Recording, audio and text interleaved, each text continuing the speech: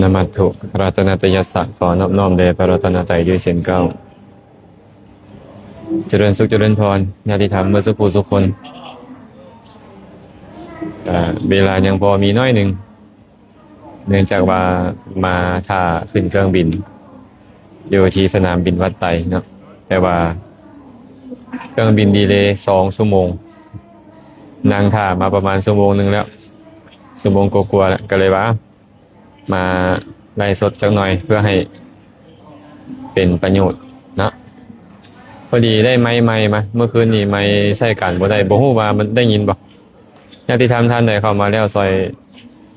ฟังเสียงเบิ่งได้ว่าได้ยินบ่ได้แจ้งเข้ามาจักหน่อยนึงนะน่าจะพอได้ยินเนาะคันได้ยินแล้วก็ซอยคอมเมนต์เข้ามาเด้อ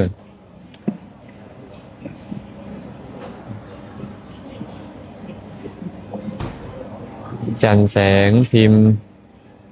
มโนศักดิ์เจริญพรสาธุสาธุอนุโมทนาบุญนำท่านใดเข้ามาแล้วเนาะมื้อนี้ทดลองเบิ่งไม้ใหม่ญาติโยมเพิ่นถวายไม้มาบางแรงๆนี่แหละบางสอนอภิธรรมแล้วเพิ่นก็ถวายไม้มาก็เลยว่าได้โอกาสลองเลยอย่าลืมเด้อเข้ามาแล้วแชร์ไปเป็นธรรมทานนำ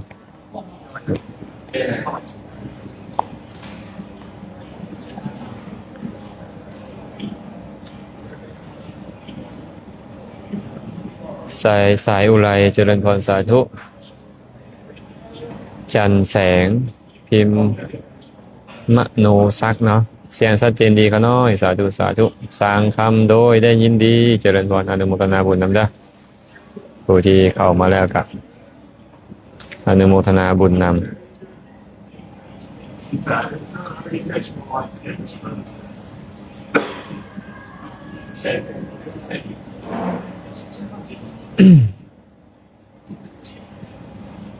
ถ้าได้เข้ามาแล้วซอยแซไปเป็นธรรมทานนำก็น่าจะสามารถตอบคำถามได้ 2-3 คำถาม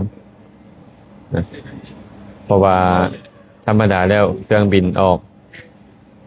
18 โมง 20 นาทีแต่ว่าเลื่อนไปฮอด20 โมง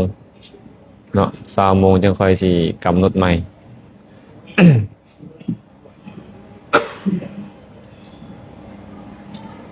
มีคำถามอะไรก็คอมเมนต์เข้ามาได้เด้อเนี่ยในนาทีทำเด้อ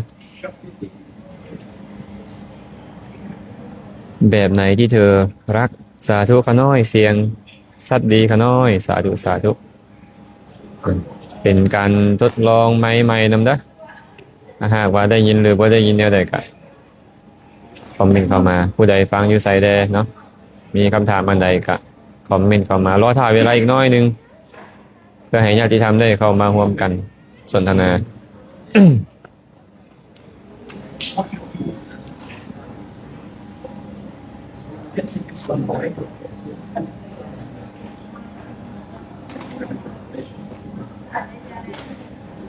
เมลัยมาลาวงสาธุเมอึงหลวงลาด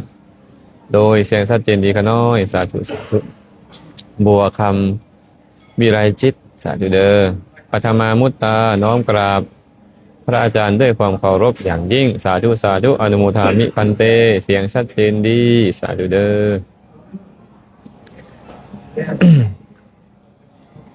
เกศรสังสินชัยแชร์เป็นธรรมทานแล้วค่ะสาธุ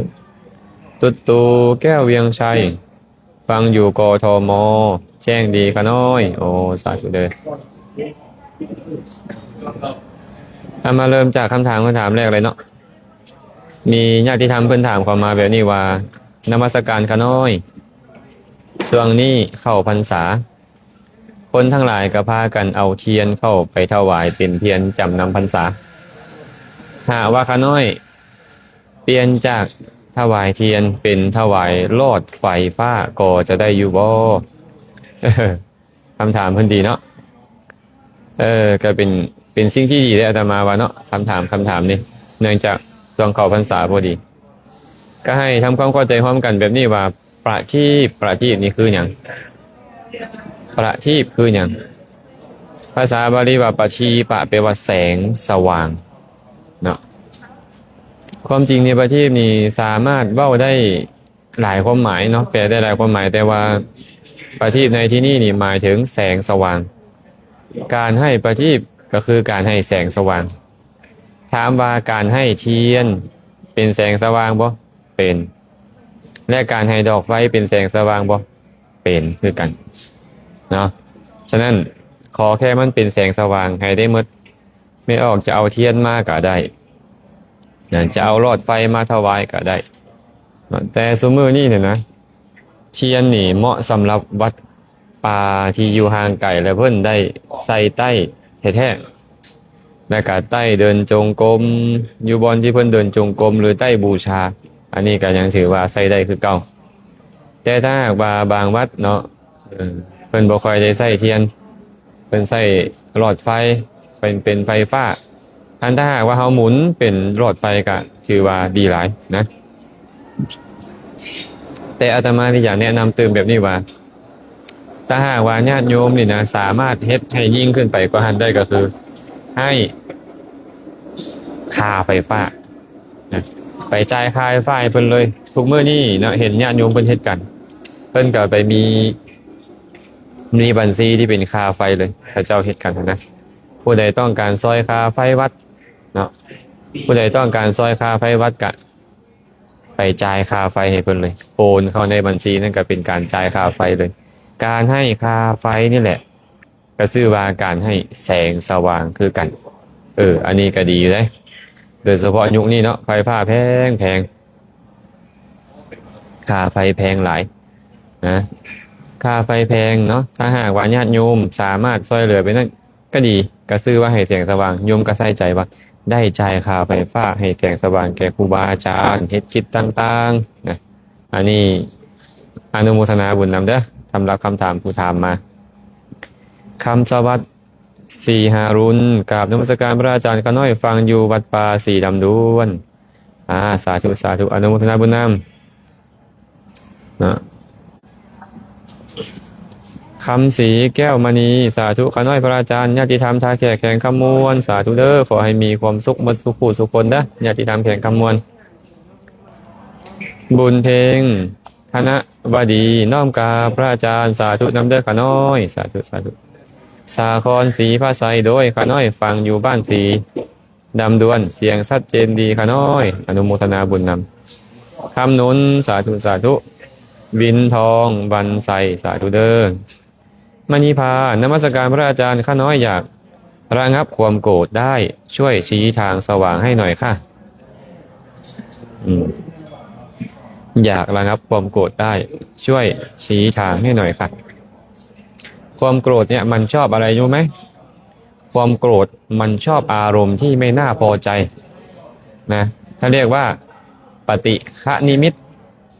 อารมณ์ที่ไม่น่าพอใจเนี่ยมันเป็นเหตุเกิดขึ้นของโทสะของความโกรธเราก็เปลี่ยนอารมณ์ไหนที่จะทำให้เราดีใจชอบใจเราก็เปลี่ยนไปเป็นอารมณ์นั้นความโกรธมันก็ระงับได้แต่ถ้าหากว่ามันเป็นคนขึ้นมาพระผู้มีพระภาคเจ้าก็ตรัสสอนเอาไว้ว่าหากความโกรธ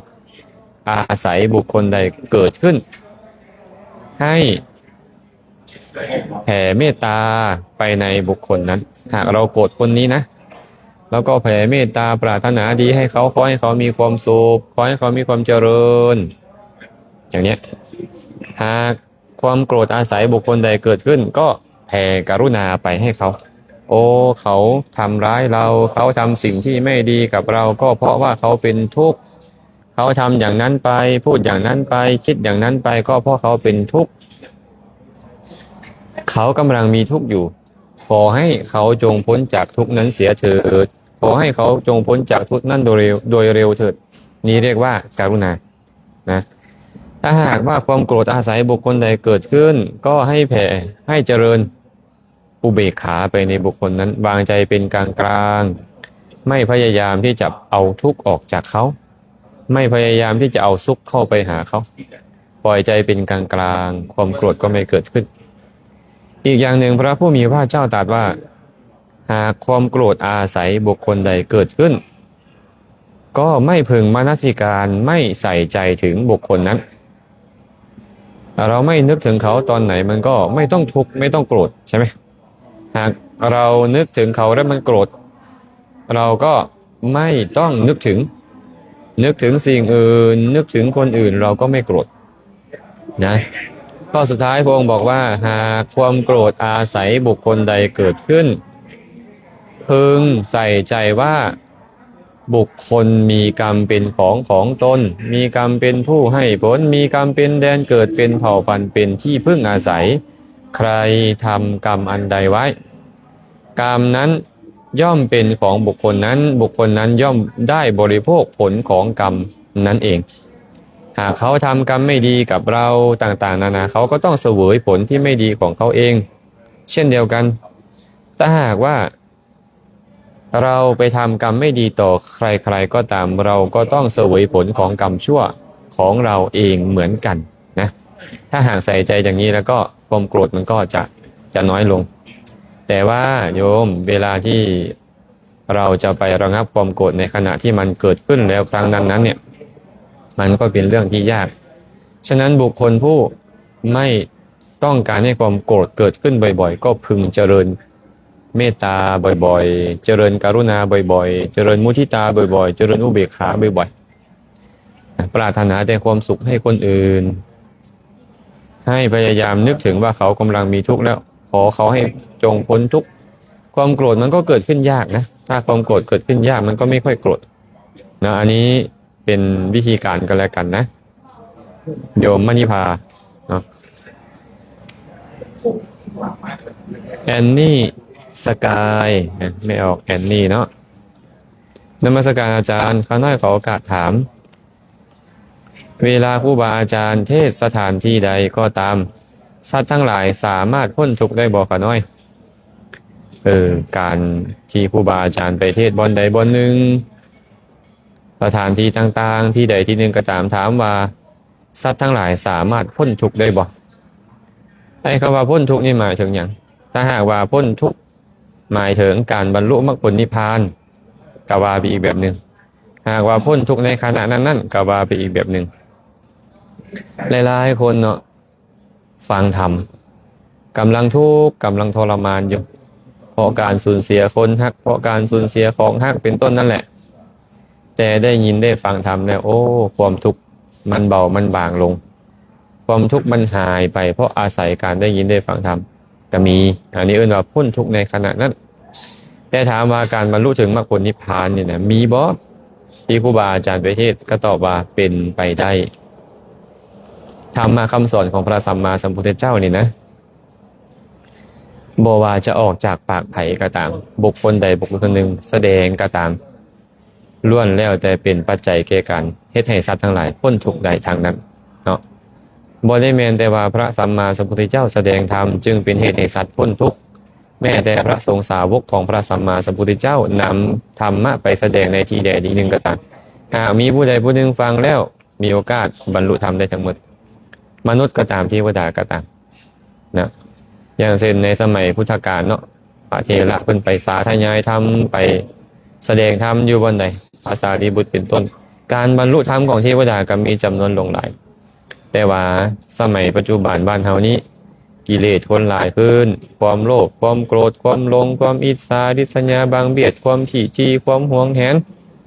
ความถือเนื้อถือโตความขี้ข้านมักง่ายต่างๆนี่นะมันหลายขึ้นอย่างการที่จะเห็นมนุษย์คนใดคนหนึ่งบรรลุธรรมนี่ก็เป็นเรื่องที่ยากน้อยนึง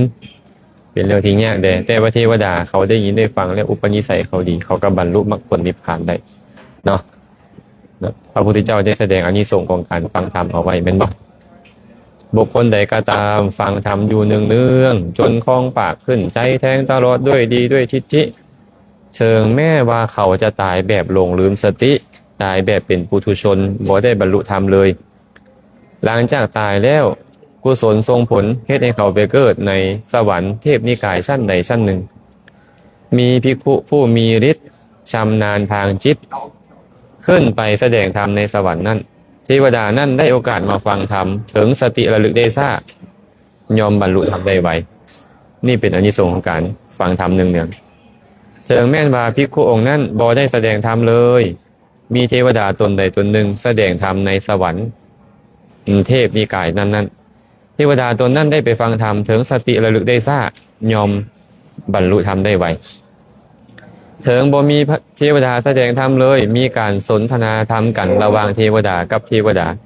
เทวดาตนนั้นได้สนทนาธรรมแล้วถึงสติระลึกได้ซ่ายอมบรรลุได้ไวเนาะถึงบ่มีการสนทนาธรรมกันเลยมีเทวดาอีกตนหนึ่งที่เคยประพฤติธรรมเคยฟังธรรมในกันตั้งแต่ข้างเป็นมนุษย์ตายแล้วไปเกิดเป็นเทวดานำกันได้มาตักเตือนเทวดาตนนั่นว่าทานผู้เจริญทานจือได้บ่ว่าพวกเราเคยฟังธรรมเคยประพฤติธรรมร่วมกันมาในการก่อนแบบนี้และแบบนี้เทวดาตนนั้นเมื่อได้ยินเทวดาผู้เป็นสหายสะกิดใจทักท้วงขึ้นมาแล้วยอมระลึกถึงสิ่งที่ตัวเองได้ประพฤติปฏิบัติได้ฟังมาถึงสติระลึกได้ซ่ายอมบรรลุธรรมได้ไวนี่แหละเป็นอานิสงส์ของการฟังธรรมเนืองๆคล่องปากขึ้นใจแทงตลอดด้วยดีด้วยทิฏฐิฉะนั้นการฟังไว้นี่นะถึงบ่คันบรรลุตอนนี้เนาะก็อาจจะเป็นปัจจัยแก่ชาติต่อไปที่เขาไปเกิดเป็นเทวดาแล้วบรรลุธรรมไปนะก็นี่ก็บอกให้เราเห็นได้ว่าพระพุทธเจ้าบอกว่าบ่แม่นแต่พระพุทธเจ้าจะให้แสดงธรรมน่ะสาวกของพระองค์ไปแสดงธรรมอยู่เทิงสวรรค์เทวดากับบรรลุธรรมได้เทวดานํกันแสดงธรรมให้ฟังกับบรรลุธรรมได้เทวดาสนทนาธรรมกันกับบรรลุธรรมได้เทวดาไปเตือนกันว่าเราเคยประพฤติธรรมเคยฟังธรรมมานำกันก็บรรลุธรรมได้ฉะนั้นการแสดงธรรมของครูบาอาจารย์ก็มีโอกาสที่สัตว์ทั้งหลายจะบรรลุธรรมโดยเฉพาะพวกเทวดาทั้งหลายที่ไปฟัง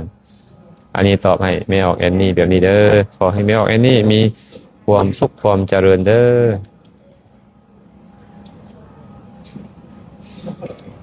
หนิงหนิงเพชรมีไซสาธุโหยแก้วหุงเฮืองสาธุเด้อมอนคำทองปัญญาสาธุเสียงขวางเมืองคำแจ้งดีขน้อยอนุโมทนาบุญนำญาติธรรมเมืองคำเสียงขวางขอให้มีความสุขความเจริญทุกคู่ทุกคนเด้อดอกเตอร์คำไพจิตตลาดน้อมกราบสาธุขน้อยเจริญพรอนุโมทนาบุญนำสุมิตาทัศนบุตรสบากราบนมัสการพระอาจารย์สาธุสาธุขอให้มีความสุขเด้อรัชดาสมรสมนตรีกราบนมัสการพระคุณเจ้าพระอาจารย์เจ้าค่ะกราบสาธุสาธุเสียงชัดเจนเจ้าค่ะอนุโมทนาโยมนิสรกราบนมัสการพระอาจารย์สาธุตุนตาแพงพระจันทร์กราบสาธุพระอาจารย์สวรรณเขตอนุโมทนาบุญนำวีระเพ็ญพุทธากราบนมัสการค่ะฟังจากนครพระนมชัดเจนดีค่ะตุ้ยแสงสุวรรณาญาติธรรมทุกคนเลยอัมภัยภูวงศรีกราบนมัสการพระอาจารย์สาธุเจเจวาสนานมัสการพระอาจารย์ฟังจากปากเสขน้อยอนุโมทนาบุญนำเด้อญาติธรรมสุภูสุคนเนาะที่เข้ามาแล้วมีคำถามกับคอมเมนต์เข้ามายังมีเวลาอยู่ประมาณ20-30 นาที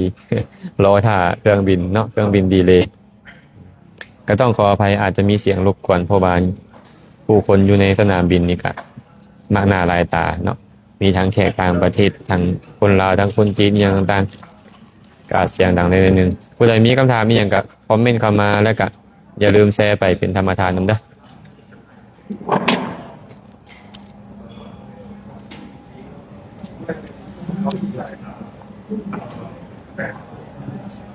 อัมพรกราบสาธุค่ะเชิดชัยศรีคำนวณสาธุปานีสมสนิทสาธุสาธุ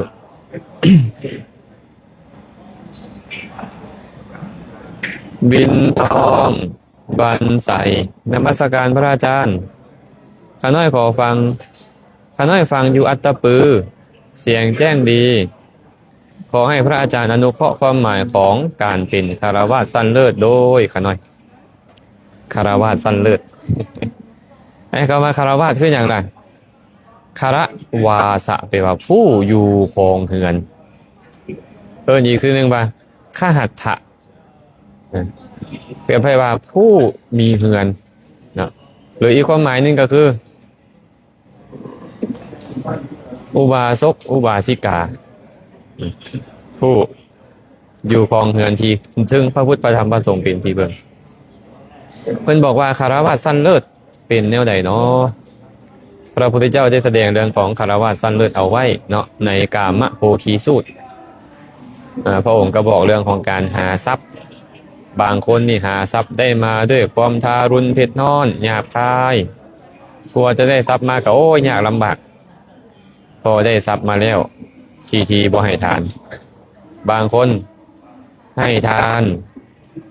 แต่ว่าบ่บริโภคด้วยตนเองบางคนบริโภคด้วยตนเองบ่ให้ทานแบบนี้ก็มีเพิ่นว่าเนาะแต่บางคนนี่ล่ะหาทรัพย์สมบัติมาทางที่ทารุณเผ็ดร้อนแดทางที่บ่ทารุณเผ็ดร้อนแดได้มาแล้วมีการบริโภคบางคนก็บ่บริโภคด้วยตนเองนำบางคนก็บริโภคด้วยตนเองแต่บ่ให้ทานบางคนก็บริโภคด้วยตนเองนำให้ทานแบ่งปันนำก็มีเนาะบางคนบัดเนี่ยหาทรัพย์มาด้วยความบ่ทารุณเผ็ดร้อนหามาด้วยความสุจริตได้ทรัพย์มาแล้วกับชี้บ่ให้ทานเลยบ่บริโภคด้วยตนเองซ้ำก็มีแต่บางคนหาทรัพย์ได้มาด้วยความบ่ทารุณเผ็ดร้อนด้วยความสะอาดบริสุทธิ์ได้มาแล้วกับบริโภคใช้สอยด้วยตนเองแต่บ่แบ่งปันให้ทานก็มีเพิ่นว่าส่วนฆราวาสบางพวกบ่เนี่ยหาทรัพย์ได้มาด้วยความซื่อสัตย์สุจริตโดยชอบธรรมได้มาแล้วกับบริโภคด้วยตนเองแบ่งปันให้ทานแต่ว่าบ่มีปัญญาพิจารณาใช้สอยยังยึดยังติดในทรัพย์สมบัติจะมีอยู่บางคนเนาะหามาด้วยความสุจริตนี่แหละตัวเองก็ได้ใช้สอยแล้วได้เลี้ยงพ่อเลี้ยงแม่เลี้ยงลูกเลี้ยงเต้าเลี้ยงมิตรสหายแล้วได้แบ่งปันให้ทานแล้วแต่ว่ายึดในทรัพย์สมบัติไปรักษาศีลไปเจริญภาวนาไปฟังธรรมไปเฮ็ดกิจที่เป็นกุศลต่างๆบ่ได้นี่ก็ยังบ่แม่นคารวะสั้นเลิศที่เว้ามาทั้งหมดนี่น่ะบ่เอิ้นว่าคารวะสั้นเลิศพุ่นน่ะคารวะสั้นเลิศเป็นจังไดล่ะหาทรัพย์มาด้วยความบ่ทารุณเผ็ดร้อนได้ทรัพย์มาแล้วบริโภคใช้สอยด้วยตนเองและแบ่งปันให้ทานแก่คนอื่นและยังบ่พอมีปัญญาพิจารณาแล้วใช้สอยบริโภคมีปัญญาเครื่องสลัดออกบ่ยึดบ่ติดบ่ห่วงบ่แหนได้มาด้วยความบริสุทธิ์ตัวเองก็ต้องได้บริโภคคนอื่นอ้อมข้างต้องได้บริโภคสมณพราหมณ์ต้องได้บริโภคแล้วสุดท้ายตัวเองก็ต้องจากสิ่งเหล่านี้ไปหมดก็เลยบ่ยึดติดพันห่วงแหนนี่จึงเอิ้นว่าคารวะสั้นเลิศว่าง่ายก็คือหาทรัพย์มาด้วยความสุจริตบริโภคด้วยตนเองเนาะและแบ่งปันแก่พ่อแม่เพื่อนมิตรสหายญาติกาวงศาสมณพราหมณ์ทั้งหลายมีปัญญาพิจารณาแล้วบริโภคใช้สอยฮู้ว่าสิ่งที่เฮามีตอนนี้เนี่ยเป็นเพียงของใช้บ่แม่นของเฮาที่จะมายึดติดห่วงแหนสุดท้ายแล้วเฮาต้องสละสิ่งเหล่านี้ทิ้งหมดคันผู้ใดเป็นแบบนี้เอิ้นว่าคารวะสั้นเลิศ คารวะสั้นเลิศเนาะ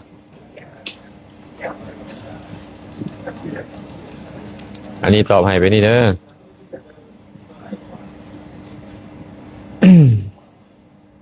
แม่วาสนาราชวงศ์ศรีสาธุวิไลพรห้วนอ่อนจันทร์น้อมกราบอนุโมทนาบุญในการแสดงธรรมของพระอาจารย์สาธุสาธุเจริญพรเด้อญาติธรรมทางเมืองท่าแขกแข่งกำมวลอนุโมทนาบุญนำทุกคนเลยเนาะที่เข้ามาแล้ววิภาพรโอดมีปวดหัวบ่อยๆกรรมเกิดจากอะไรเจ้าข้าอันนี้ไม่แน่นะไม่แน่โรคพยาธิอาพาธต่างๆเนี่ยมันมีเหตุเกิดขึ้นถึง4ฐานะนายมนะ1เกิดจากกรรม2เกิดจากจิต3เกิดจากอุตุคืออากาศ4เกิดจากอาหารที่บริโภคเข้าไปโรคบางอย่างนี่เกิดจากกรรม ทำอกุศลกรรมมาอย่างเช่นการเบียดเบียนสัตว์อื่นให้เจ็บปวดให้ทรมานไม่ถึงขั้นไปฆ่ามันหรอกแต่ว่าเราเบียดเบียนมันให้มีความเจ็บปวดด้วยไม้ค้อนด้วยก้อนดินด้วยสาตราอาวุธด้วยฝ่ามือเป็นต้นนะเวลามันส่งผลก็ต้องเจ็บปวดทรมานด้วยโรคอย่างใดอย่างหนึ่งเนาะอันนี้เรียกว่าโรคที่เกิดจากกรรมสองโรคที่เกิดจากจิตใจไม่ค่อยดีจิตใจเสียหายอยู่เนืองๆคิดแต่เรื่องที่ลบๆชอบโกรธชอบโลภชอบน้อยใจอะไรอย่างนี้เป็นต้นนะมันก็เป็นเหตุให้โรคมันเกิดขึ้นได้นะโรคบางอย่างเกิดจากอุตุอากาศชื้นเกินไปบ้างอากาศแห้งเกินไปบ้างอากาศร้อนเกินไปบ้างอากาศหนาวเกินไปบ้างเลยเป็นเหตุให้โรคมันเกิดขึ้นได้ส่วนอีกอย่างหนึ่งโรคเกิดจากอาหารบริโภคอาหารที่มันไม่ถูกกับร่างกายของเราเข้าไปมันก็ไปแสลงต่อโรคเรามันก็ทำให้มีโรคเจ็บปวดได้เช่นกันเนาะถ้าหากว่าเกิดจากกรรมอะไรตอบว่ากรรมชั่ว ชั่วข้อไหนข้อเบียดเบียนสัตว์อันนี้เราพูดไม่ได้ว่าเบียดเบียนอะไรบ้างอันนี้ตอบไม่ได้เนาะอัมพรกราบสาธุขอให้พระอาจารย์สุขภาพแข็งแรงเจ้าค่ะเจริญพรด้วยวันนี้สีอัมพรน้อมกราบนมัสการพระอาจารย์สาธุเด้อหมูน้อยปากริมน้อมกราบนมัสการพระอาจารย์น้อมกราบอนุโมทนาเจ้าค่ะสาธุสาธุอนุโมทนาบุญกินอลีสอสนะวงศาสาธุสาธุเจริญพรเด้อหานอาหารม่วนใจฮับจัดงานทุกประเภทสาธุสาธุเจริญพรญาติธรรมเมื่อสุขุสุคนผู้ที่เข้ามาแล้วทั้งหมดเนาะมีคำถามอะไรก็คอมเมนต์เข้ามาเด้อและอย่าลืมแชร์ไปเป็นธรรมทานนำเด้อน้องมิกกี้ฟีทันดอนสาธุนุชพี่ลันนุชน้อมนมัสการพระอาจารย์ฮอดจุดที่หมายแล้วบอขน้อยเสียงแจ่มแจ้งยังบอฮอดเถื่อ มาท่าอยู่สนามบินปัดไต่ตั้งแต่5 โมงป่ายเนาะเครื่องบินดีเลย์ไปว่า8 โมงจังคอยสิเอิ้นขึ้นเครื่องว่าสัตว์โอ้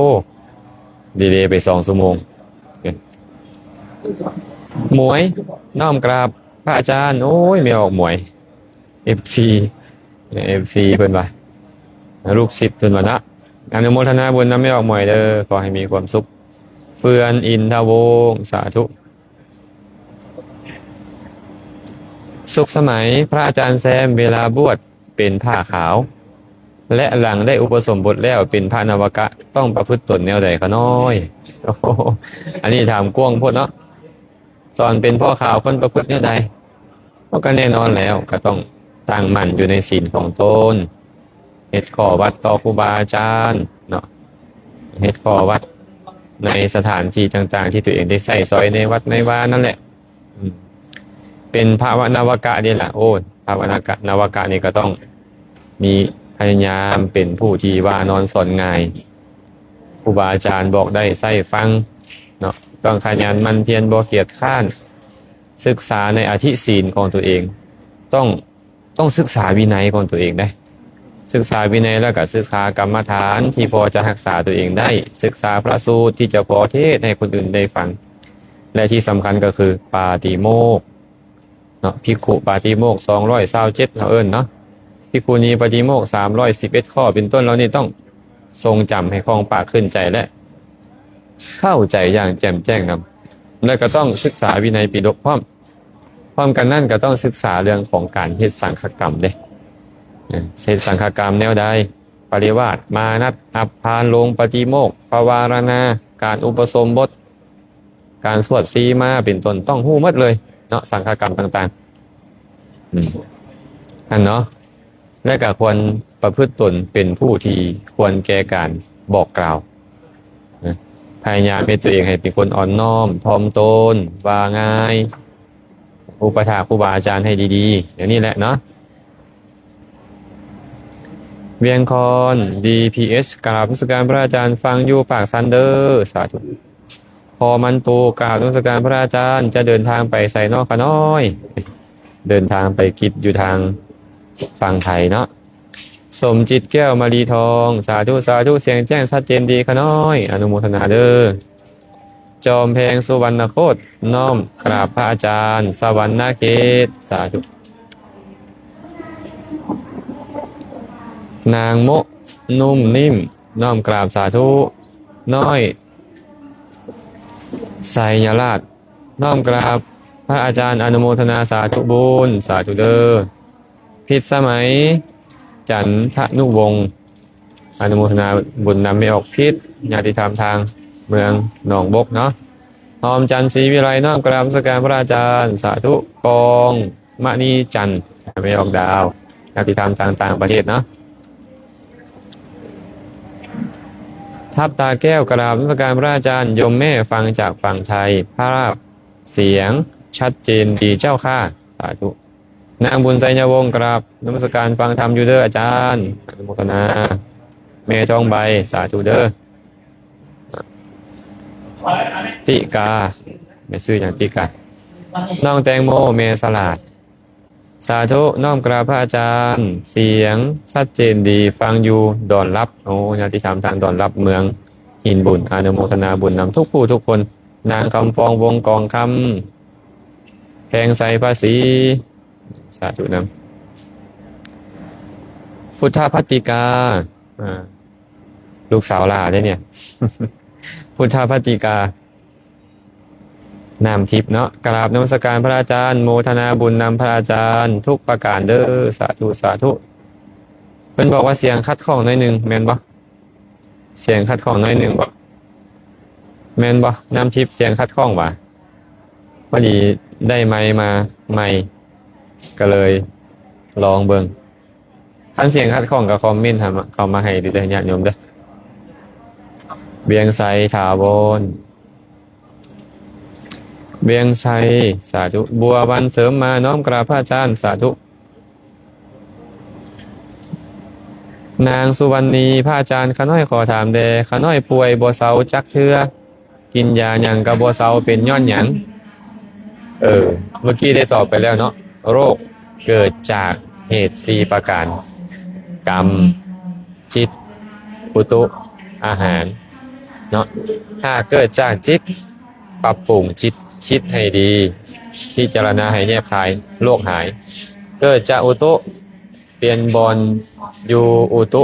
หายหากเกิดจากอาหารหลีกเลี่ยงอาหารที่แสลงต่อโรคหายแต่เกิดจากกรรมตราบใดก็ตามกรรมส่วนยังบ่สิ้นสุดก็ต้องประสบทุกข์ต่อไปรักษาบ่หายต้องยอมรับอย่างเดียวเนาะ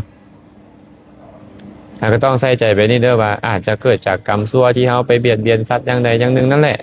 เนาะจอบรรณจิตปากลายเสียงอยากคัดข้องขะน้อย